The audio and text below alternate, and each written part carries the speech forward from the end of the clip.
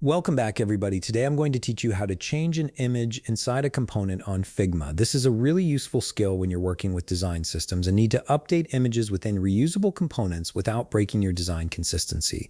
Let's jump right in.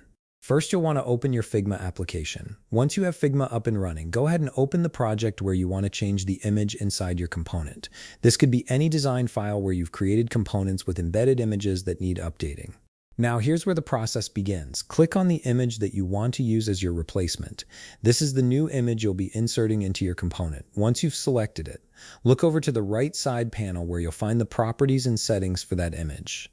In this panel, locate the section labeled Fill. Click on it to expand the options, and you'll see an option that says Image. Click on that image option to select it. Now with the image fill selected, press Ctrl+C on your keyboard.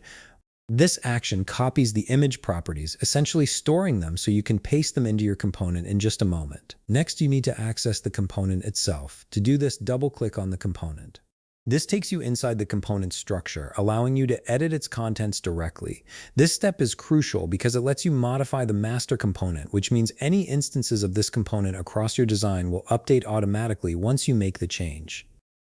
With the component now open for editing, look again to the right side panel. Just like before, find the Fill section. Click on it to reveal the fill options, and then click on Image. Now comes the important part. Press Ctrl+V on your keyboard.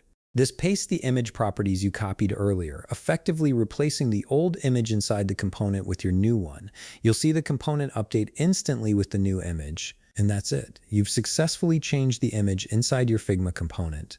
This method ensures that all instances of this component throughout your project will now display the updated image, maintaining consistency across your entire design. If you found this video helpful, please leave a like, subscribe, and see you in the next video.